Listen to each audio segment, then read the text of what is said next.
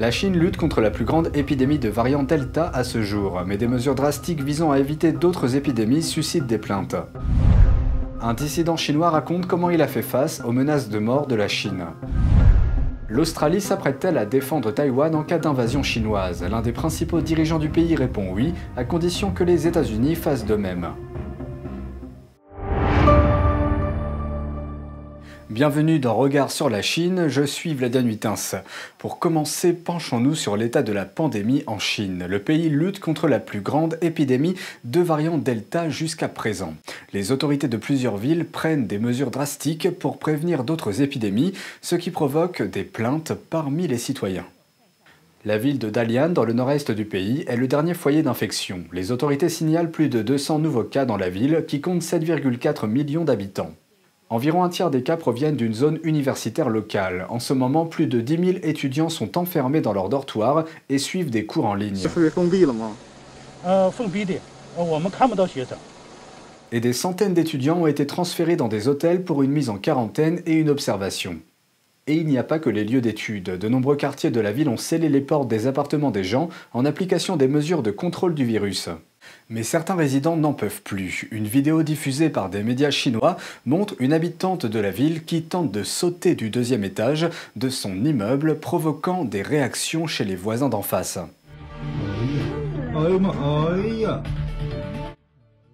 Mais sur la vidéo, il semble qu'elle ait fini par abandonner.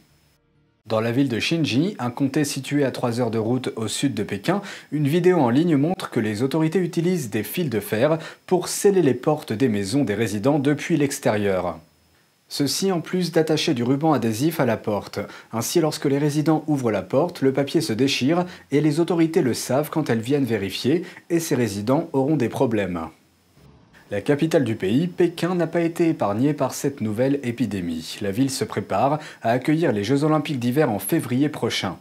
Après avoir signalé 7 cas, Pékin exige à partir de mercredi que toutes les personnes arrivant d'autres régions du pays présentent un résultat de test négatif avant d'être autorisées à entrer dans la ville. Dans le même temps, la plus grande entreprise pétrolière de Chine, basée à Pékin, a décrété l'état d'urgence après que 4 membres de son personnel se sont révélés positifs. Lors d'une réunion la semaine dernière, l'entreprise a indiqué que plus de 100 de ses employés avaient été en contact avec des patients confirmés parce qu'ils avaient assisté à un meeting ensemble. Un bâtiment de l'entreprise a été isolé. Le bâtiment est adjacent à un site utilisé pour les Jeux Olympiques de Pékin. Dans la région de Ningxia, dans l'ouest de la Chine, un complexe d'appartements est bouclé depuis près d'un mois. Une vidéo en ligne montre des résidents criant « Nous voulons sortir ».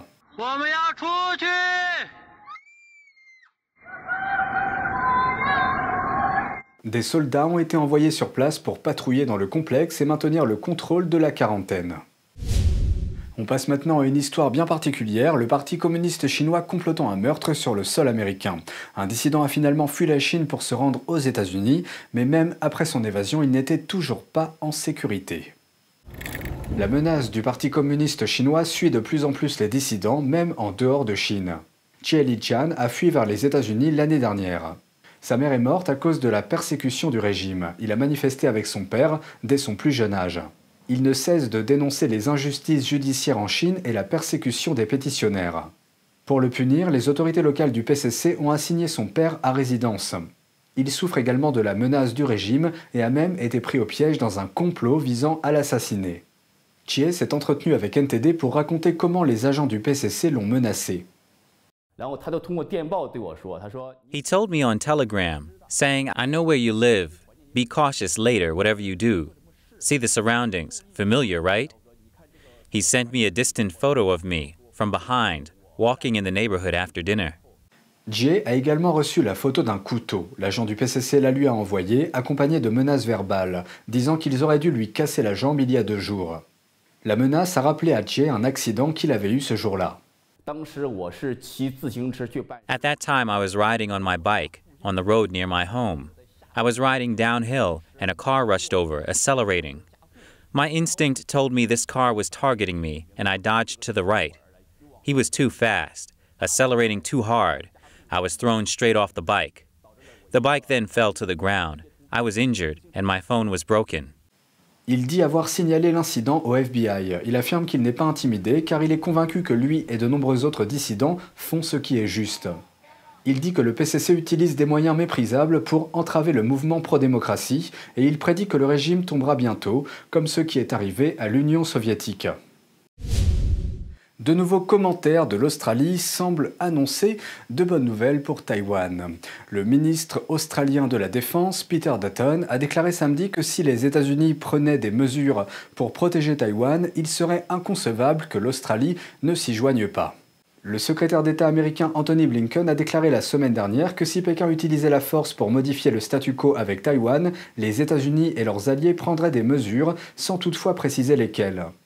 Dans une interview accordée au journal The Australian, Dutton a déclaré, je cite, « Il serait inconcevable que nous ne soutenions pas les États-Unis dans une action si les États-Unis choisissent d'entreprendre cette action. » En Italie, une importante exposition a fait l'objet d'une demande d'annulation de la part du gouvernement chinois.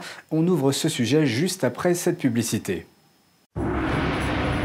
Cette année, faites un voyage inoubliable au cœur de 5000 ans de culture avec Shen Yun. Découvrez pourquoi les gens disent que Shen Yun est un régal visuel, un plaisir pour l'oreille, une épopée féerique à voir absolument. Shen Yun, tout nouveau programme chaque année. Retour en Italie donc, l'art est en lien direct avec la liberté d'expression. Mais lorsqu'il est centré sur le Parti communiste chinois, cette liberté peut être difficile à obtenir. C'est une leçon qu'un dissident chinois ne connaît que trop bien. À ce jour, le mépris ostensible de Pékin le suit jusqu'en Italie, mais les responsables locaux n'en ont cure. Jetons un coup d'œil. La Chine voit rouge à propos d'une exposition dans la ville de Brescia, dans le nord de l'Italie, de l'artiste sino-australien connu sous le nom de Badio Cao. It's almost impossible that you can avoid offending the Chinese government these days. Anything could be sensitive, anything could be problematic. Tellement sensible que l'ambassade de Chine à Rome a récemment demandé au maire de Brescia d'annuler l'exposition qui doit ouvrir vendredi. Je dois dire que j'ai dû lire la lettre 2 fois parce qu'elle m'a surpris, a dit Laura Castelletti, l'adjointe au maire de Brescia. C'était une intrusion dans les choix artistiques et culturels d'une ville. Les demandes répétées de CNN auprès de l'ambassade de Chine pour obtenir des éclaircissements sont restées sans réponse. Badio Cao s'est installé en Australie en 2009, son art exprimant une critique sans concession du Parti communiste chinois. Il y a 3 ans, une exposition qu'il devait tenir à Hong Kong a été annulée après qu'il a tweeté que sa famille était menacée par la Chine. L'exposition à Brescia, en revanche, a bien lieu. It was a matter of artistic freedom of expression. Badio Cao s'est associé à Enes Kanter des Boston Celtics pour peindre des chaussures portant des messages en faveur de la cause des minorités opprimées en Chine. Kanter lui-même critique ouvertement les mauvais traitements que la Chine est accusée d'infliger à sa minorité musulmane turque ouïghour. Heartless dictator of China, Xi Jinping, and the Communist Party of China. I'm calling you out right now, in front of the whole world. Close down the slave labor camps and free the Uyghur people. Stop the genocide now. Des mots comme cela et des œuvres comme celle-ci touchent une corde sensible du gouvernement chinois qui nie les allégations de génocide et d'incarcération massive. La colère de la Chine est également une corde de plus en plus sensible pour les multinationales.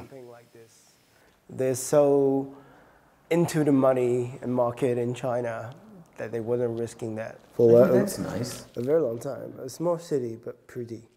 Badio Cao dit être régulièrement harcelé en ligne et parfois menacé par ceux qui s'opposent à son travail. Son art, une guerre par d'autres moyens contre un système qui est devenu de plus en plus puissant ces dernières années.